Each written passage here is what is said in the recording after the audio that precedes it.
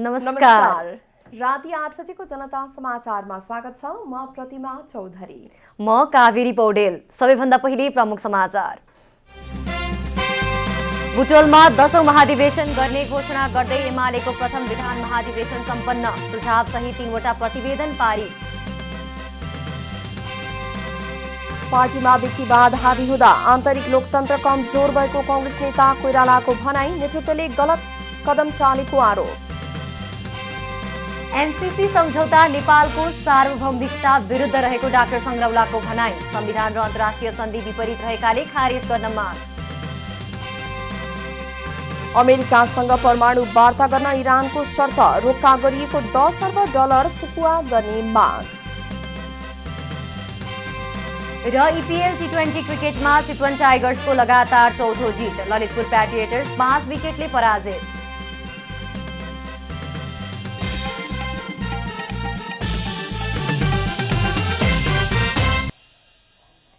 अब पूरा समाचार। नेपाली कांग्रेसको काठमाडौँ महानगर कार्यसमिति चयनका लागि भएको निर्वाचनको मतगणना जारी छ। प्रेकुटी मण्डपस्थित राष्ट्रिय सभागृहमा जारी मतगणना अनुसार यो समाचार तयार पार्दासम्म महानगर सभापतिका उम्मेद्वार नील काजी शाक्यले 422 मत प्राप्त गर्नुभएको छ भने अर्का प्रत्याशी प्रगतिमान रञ्जितले 160 मत पाएको निर्वाचन समितिले जनाएको छ। त्यसै उपसभापतिका उम्मेद्वार सन्तकुमार महर्जनले 424, सुशीला ढकालले 442, सुबीर नाथ खनालले 144 र भरत तण्डुकारले 144 मत प्राप्त गर्नुभएको छ। त्यसै सचिवमा सुसन वैद्यले 451, पुरुषोत्तम खकुरेलले 402, रमेश उप्रेतीले 110 र सम्झना भट्टराईले 170 मत प्राप्त गर्नुभएको छ। शनिबार उद्घाटन गरिएको काठमाडौँ महानगरको अधिवेशनमा आज मतदान भएको हो। निर्वाचनमा 1339 मत खसेको निर्वाचन समितिले जनाएको छ। रञ्जित र शाक्य दुवैले प्यानल बनाएरै चुनावी प्रतिस्पर्धामा उत्रिएका हुन्। रञ्जित संस्थापन समूहका उम्मेद्वार हुनुहुन्छ भने शाक्यलाई वरिष्ठ नेता रामचन्द्र पौडेल समूहको समर्थन रहेको छ। नेपाली कांग्रेसका केन्द्रीय सदस्य डाक्टर शेखर कोइरालाले नेपाली कांग्रेसमा व्यक्तिवाद हावी हुँदा कांग्रेसको आन्तरिक लोकतन्त्र कमजोर भएको बताउनु भएको छ। कांग्रेस सभापति शेरबहादुर देउवाको गृह जिल्ला डडेलधुरामा कार्यकर्ता भेलालाई सम्बोधन गर्दै उहाँले कांग्रेसको नेतृत्वले गलत कदम चालेको आरोप लगाउनुभयो। उहाँले कार्यकर्ताहरूलाई क्रियाशील सदस्यबाट वञ्चित गरेर अन्याय भएकाले सच्चिनुपर्ने बताउनुभयो। नेपाली कांग्रेसका नेता अर्जुन नरसिंह केसीले अहिले कांग्रेसका नेता तथा कार्यकर्ताहरू पार्टी सभापति शेरबहादुर देउवाको निरङ्कुशता तथा व्यक्तिवाद प्रवृत्ति विरुद्ध लड्न तयार हुनुपर्ने बताउनुभयो। लोकतन्त्रवादीको हुन सक्दैन, त्यसलाई स्वीकार गर्नु हुँदैन भन्ने लडाईँ हाम्रो पार्टीभित्रको लडाईँ हो। त्यसमा व्यक्तिगत रूपबाट कोही कसैसँग हामी एकै ठाउँ बसेर भोलि पनि एउटा नयाँ सङ्घर्ष सञ्चालन गर्नुपर्छ। त्यसै सदरमुकाममा आयोजित कांग्रेसको बृहत कार्यकर्ता भेलामा झडप समेत भएको छ। आज दिउँसो नेपाली कांग्रेसका सभापति एवं प्रधानमन्त्री शेरबहादुर देउवाको गृह जिल्ला डडेलधुरामा कांग्रेसकै दुई पक्षबीच झडप भएको हो। झडपमा केही कार्यकर्ता सामान्य घाइते भएका छन्। मिलेनियम च्यालेन्ज कर्पोरेसन एमसीसी अनुमोदनका सम्बन्धमा दलहरूबीच सहमति जुट्न नसकिरहेको अवस्थामा एमसीसी सम्झौता खारेजीको आवाज उठ्न थालेको छ। विश्व ट्रेड युनियन महासंघको 76औं स्थापना दिवसको अवसरमा आज आयोजित विचार गोष्ठी कार्यक्रममा प्राध्यापक डाक्टर युवराज संग्रौलाले एमसीसी सम्झौता नेपालको सार्वभौमिकता विरुद्ध रहेको भन्दै त्यसको खुलेरै विरोध गर्नुपर्ने बताउनुभयो। उहाँले एमसीसी नेपालको संविधान र अन्तर्राष्ट्रिय सन्धि सम्झौताको विपरीत रहेको पनि बताउनु भएको छ।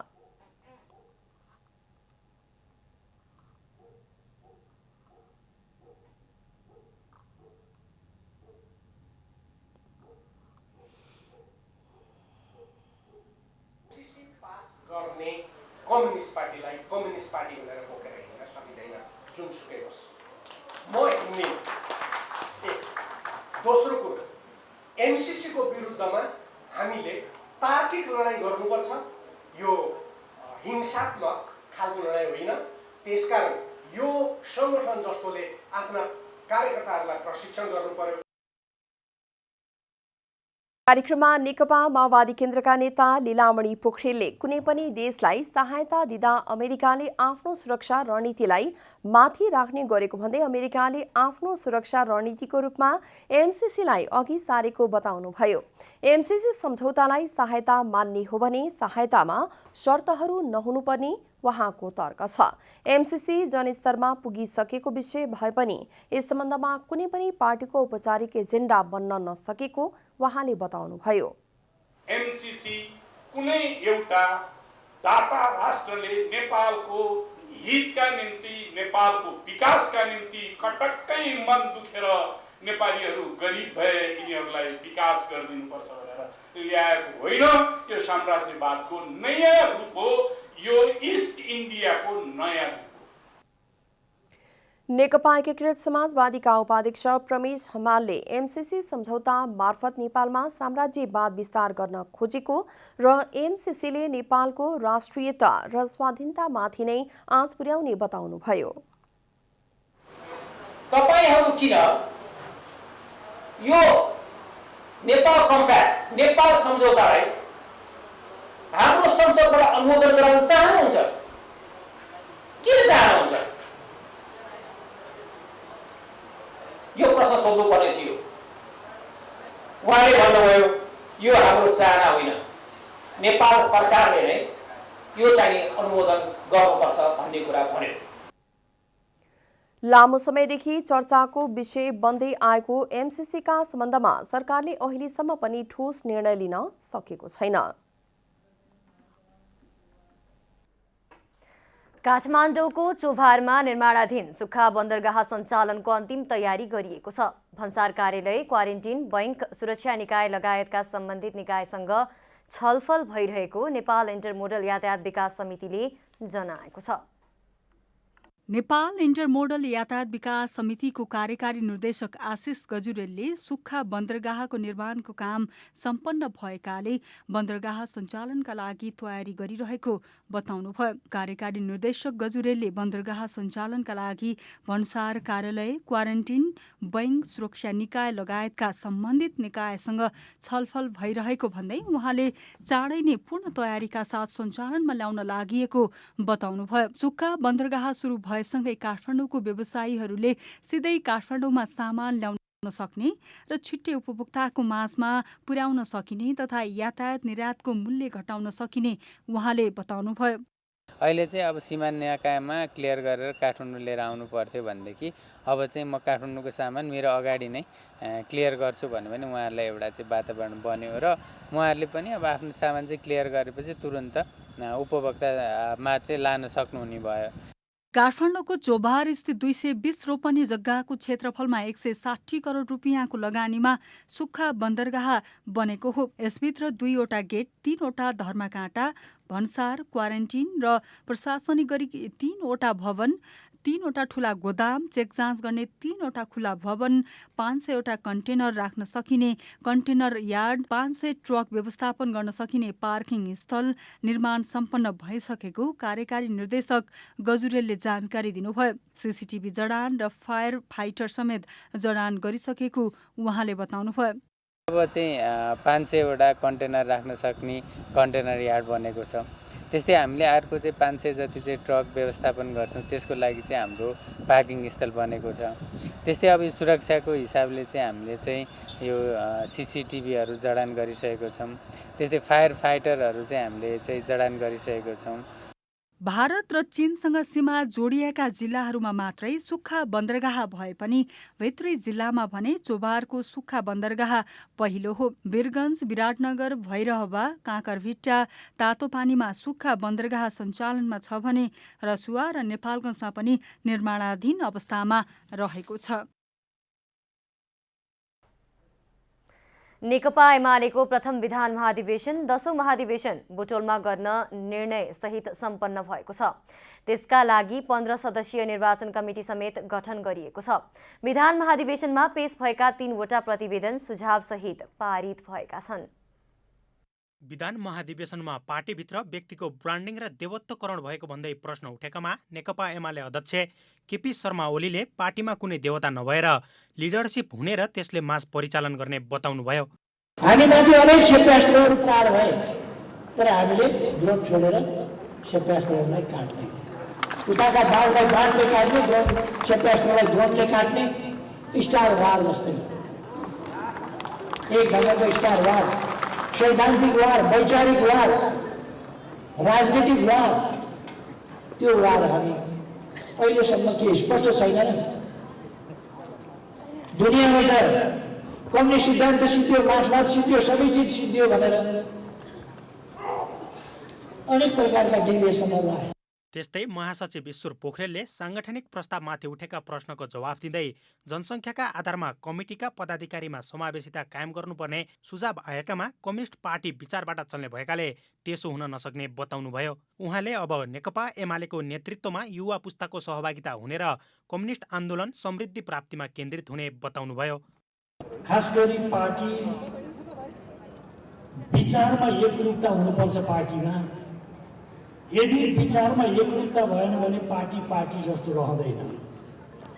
त्यो स्वार्थ समूहको फेडरेसन हुन्छ, महासङ्घ हुन्छ, सङ्घ हुन्छ, तर कम्युनिस्ट पार्टीको रूपमा त्यो अगाडि बढ्न सक्दैन भन्ने आशयबाट जुन कमरेडले कुरा उठाउनु भएको छ त्यो अत्यन्त मननयोग्य छ। म कमरेडलाई धन्यवाद भन्न चाहन्छु।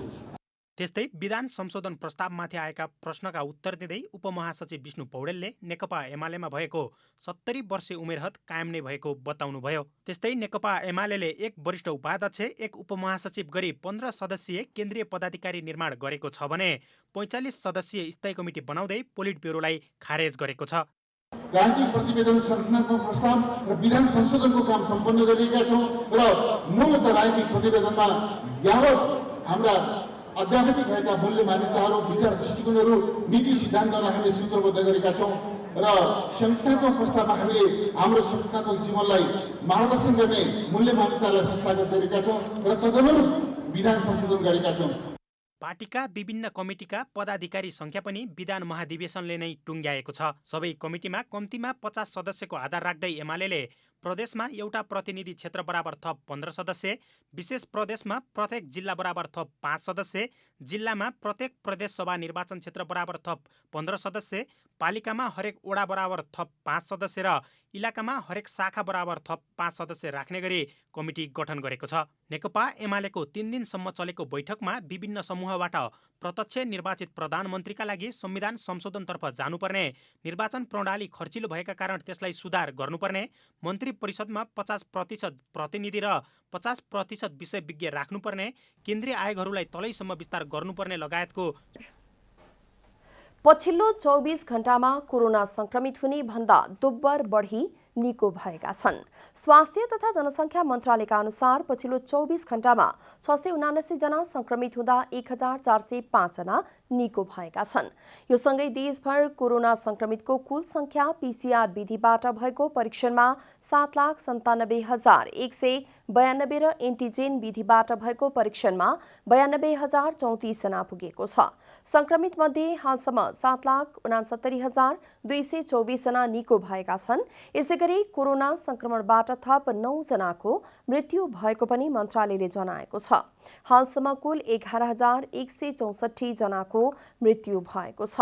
मन्त्रालयका अनुसार हाल देशभर 16,804 जना सक्रिय संक्रमित रहेका छन्।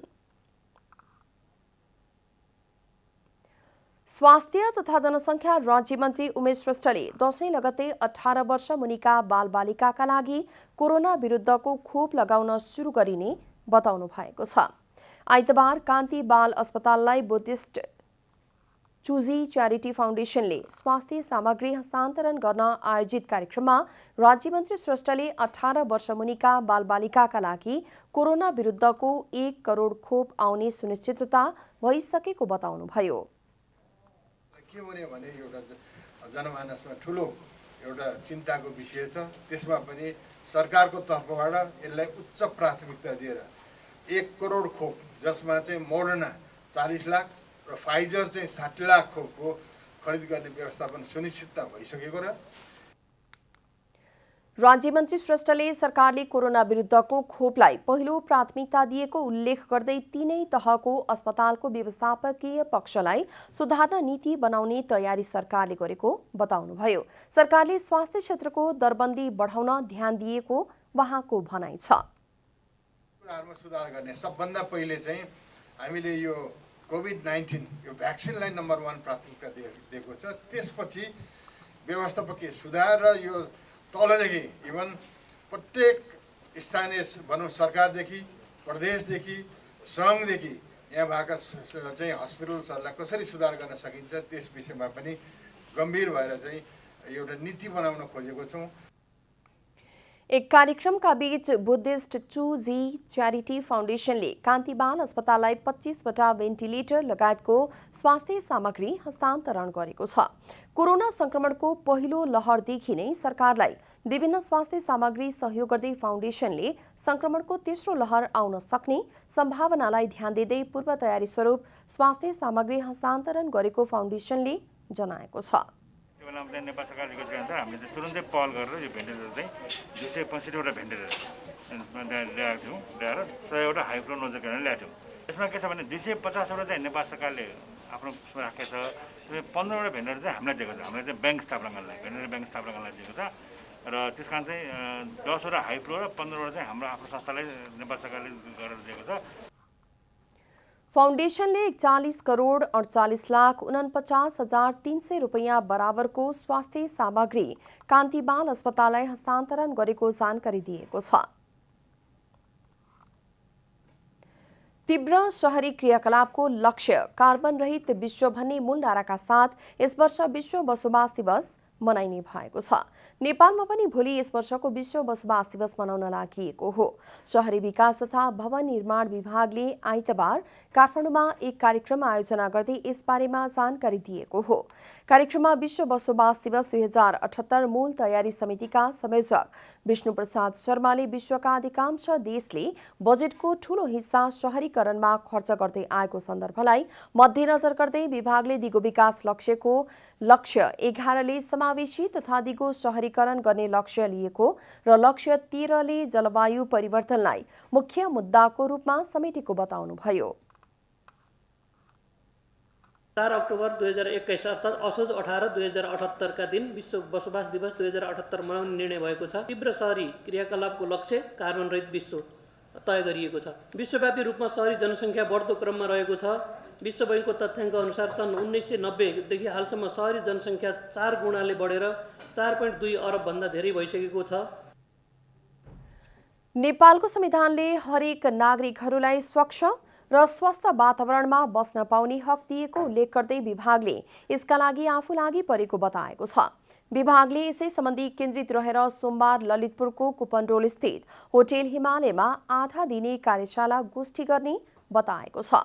संयुक्त राष्ट्रसँगै मानव बसोबास कार्यक्रमद्वारा सबैका लागि उपयुक्त आवास सुनिश्चित गर्दै दिगो शहरी विकास प्रवर्धन गर्ने लक्ष्यका साथ हरेक वर्ष 4 अक्टोबरको पहिलो सोमबार विश्व बसोबास दिवस मनाउने गरिन्छ।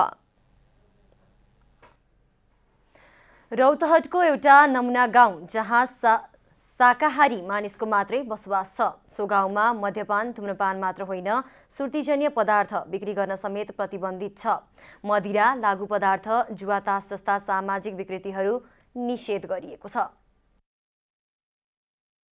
रौतहटको उत्तरी भेगमा रहेको चन्द्रपुर नगरपालिका वडा नम्बर 9 स्थित नजरपुर पूर्ण शाकाहारी गाउँ हो। विक्रम सम्वत 2020 सालदेखि स्थापित भएको सो गाउँमा बसोबास गर्नेहरू कसैले पनि माछा मासु खाँदैनन्। उनीहरूले मासुका लागि बिक्री हुने पशु पंक्षीहरू हाँस, कुखुरा, परेवा, खसी बोका, बाख्रा समेत पाल्ने गरेका छैनन्। पूर्व पश्चिम राजमार्गबाट करिब 7 किलोमिटर दक्षिणमा रहेको सो गाउँमा बसोबास गर्ने सबै कृष्ण प्रणामी धर्मावलम्बीहरू छन्। शुद्ध शाकाहारी गाउँ, यसमा 100मा 100 यो गाउँमा अरू कोही छैन।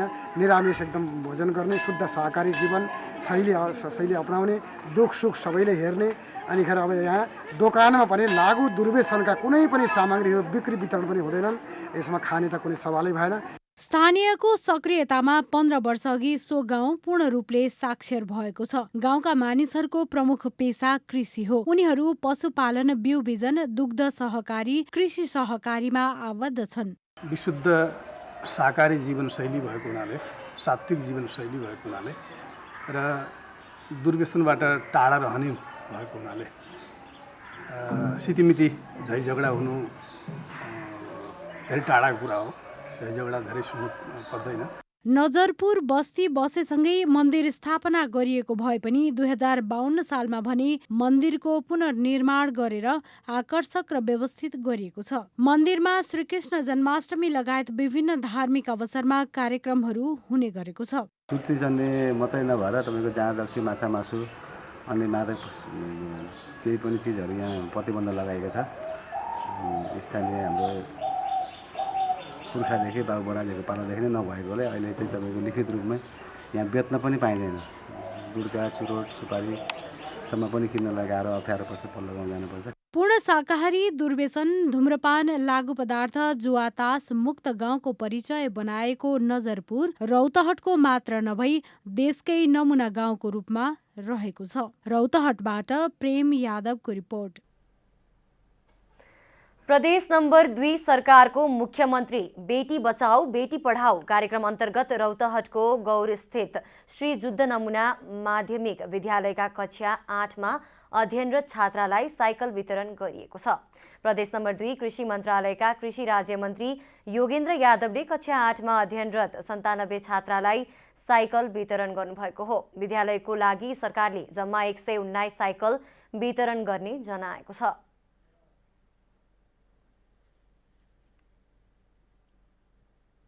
यो कार्यक्रममा मैले जुन अहिले यताको छात्राहरूलाई हेर्दैछु एकदम उत्साह छ।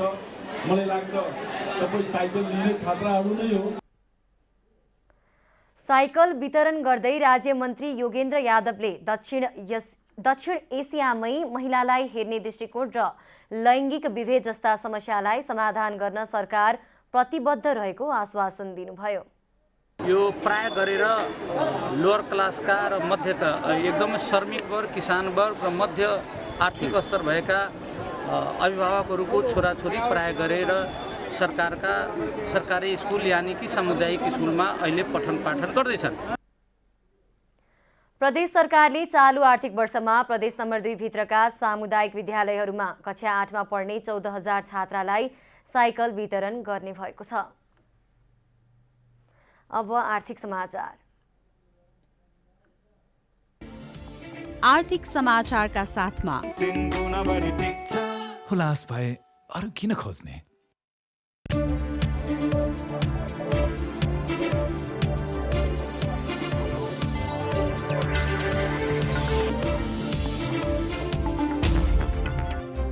नजिकै गरेको दशैं तिहार लगायतका चाडपर्वलाई लक्षित गरी बजार अनुगमनलाई तीव्रता दिएको सरकारवाला निकायहरूले बताएका छन्। आइतबार तराई विकास तथा सञ्चार केन्द्र नेपालले आयोजना गरेको बजार अनुगमन र शान्ति सुरक्षाको अवस्था विषयक चेतनामूलक अन्तर्क्रिया कार्यक्रममा सरकारवाला निकायका प्रमुख तथा प्रतिनिधिले चाडपर्व लक्षित बजार अनुगमनलाई तीव्रता दिएको साथै शान्ति सुरक्षालाई सुस्त दुरुस्त बनाएको बताएका हुन्।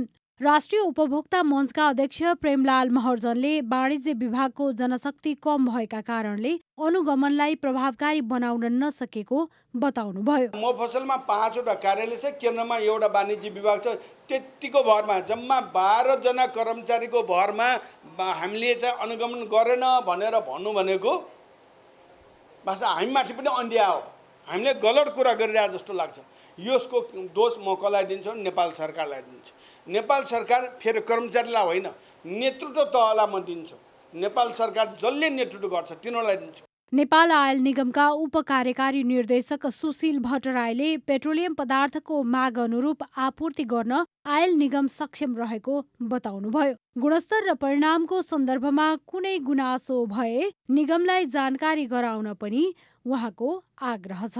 कुनै कुरो गुनासो, कुनै उजुरी, कतै कुनै गुणस्तरको बारेमा, परिमाणको बारेमा कुनै आयो भने पनि म यहाँ सम्पूर्ण पत्रकार बन्धुहरूलाई अनुरोध गर्दछु नेपाल आयल निगमलाई पनि जानकारी गराइदिनु होला। हामीबाट गुनासो आओस् हामी त्यसको तत्काल हामी त्यसलाई चाहिँ आवश्यक कारबाही गर्ने प्रक्रिया हामी बढाउँछौँ र आपूर्ति मात्रै पनि हाम्रो विषय होइन, आपूर्ति गर्दाखेरि मात्रै पुग्ने होइन, गुणस्तरीय हुनु पर्यो र भने जति परिमाण उपभोक्ताले पाउनु पर्यो। वाणिज्य आपूर्ति तथा उपभोक्ता संरक्षण विभागका निमित्त महानिर्देशक शिवराज चेडाईले उपभोक्ता अधिकार र बजार अनुगमनमा सबै उत्तिकै जिम्मेवार हुनुपर्ने धारणा राख्नुभयो। बजार अनुगमन विषय बहुसरोकारयुक्त विषय हो।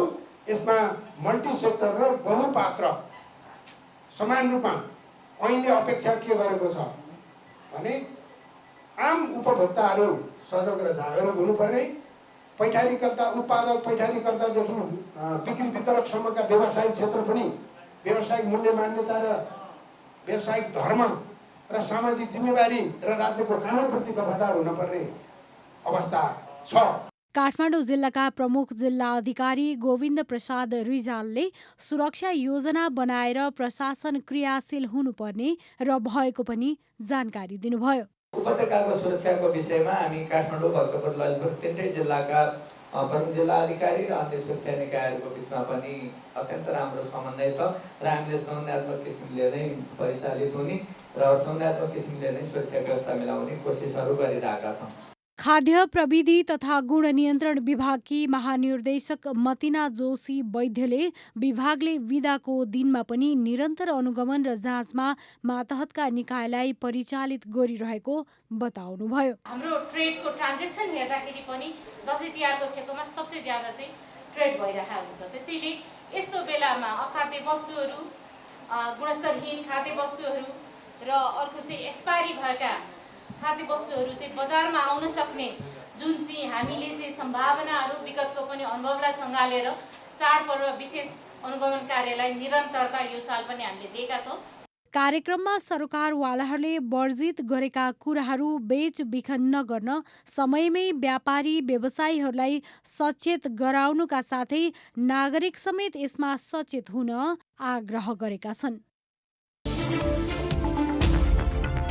कोरोना भाइरसका कारण करिब 1.5 वर्षदेखि कोरिया जान नपाएका नेपाली श्रमिकहरू अब जान पाउने बाटो खुलेको छ।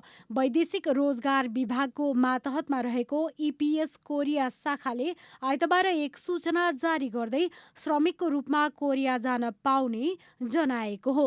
शाखाले कमिटेड वर्करका रूपमा गणतन्त्र कोरियाबाट प्राप्त नामावली सूचीमा नाम भएका व्यक्तिहरूले सिसिभिआई फारम भर्न आइतबारदेखि आगामी 25 गतेसम्ममा कार्यालयमा उपस्थित हुन सक्ने जनाएको हो। उक्त सिसिभिआई फारम भर्नका लागि श्रमिकले राहदानीको सक्कल र प्रतिलिपि, नागरिकताको प्रतिलिपि, आचरण सम्बन्धी प्रहरी प्रतिवेदन र फोटोसहित कागजातहरू पेश गर्नुपर्नेछ।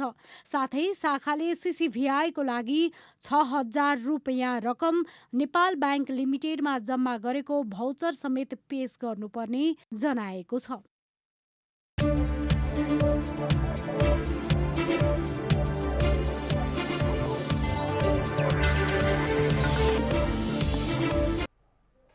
अब खेलकुद समाचार।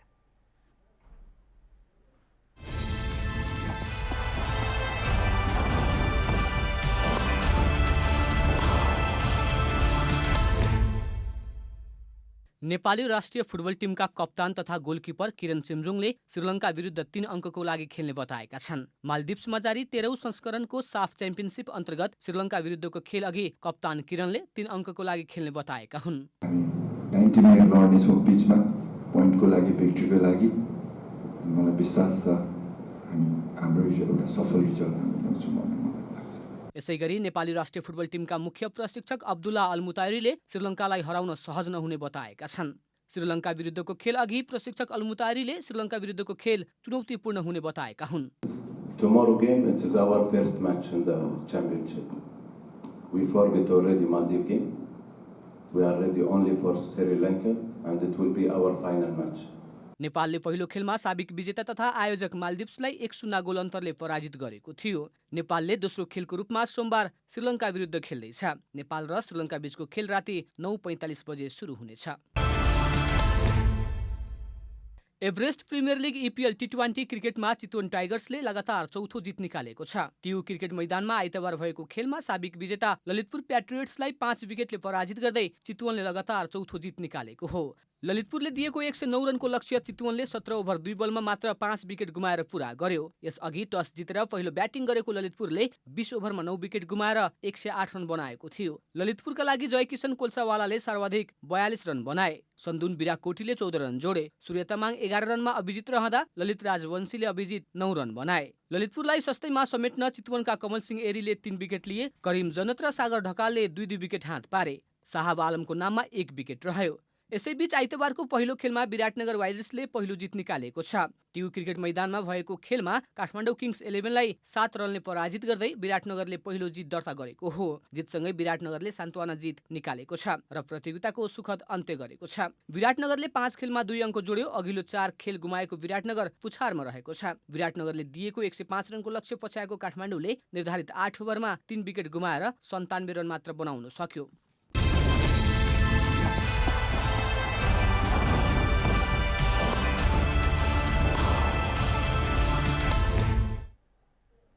अब मौसम समाचार।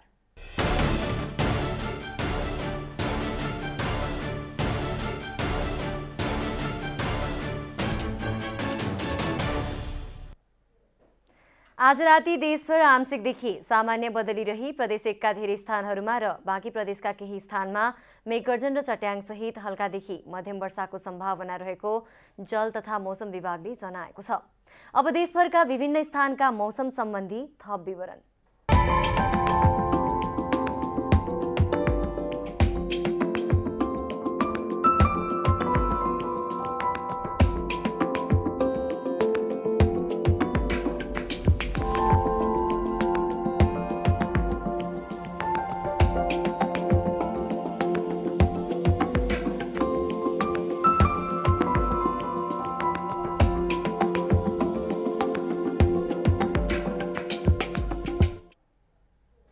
अन्त्यमा आजको डायरी।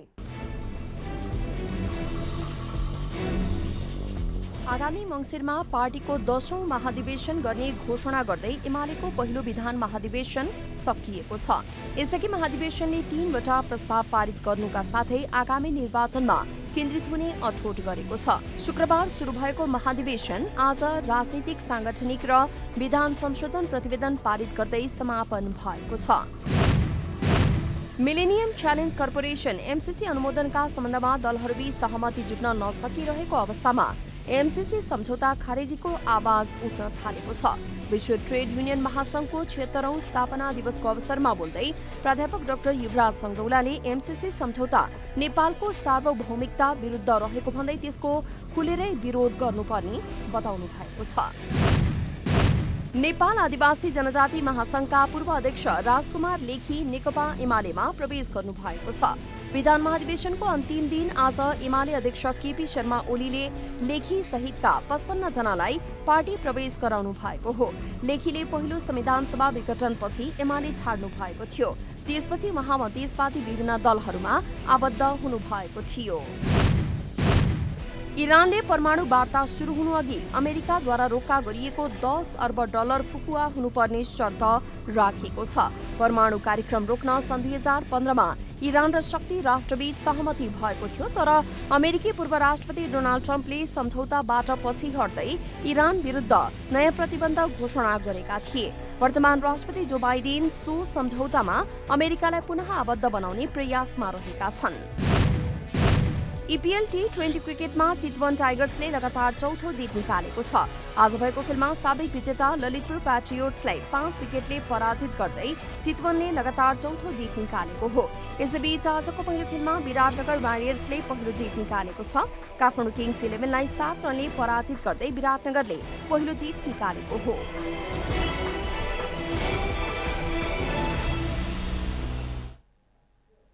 जनता समाचार अहिलेलाई यति नै। जनताद्वारा जनताका लागि प्रसारित जनता टेलिभिजन हेरिरहनुहोला। नमस्कार।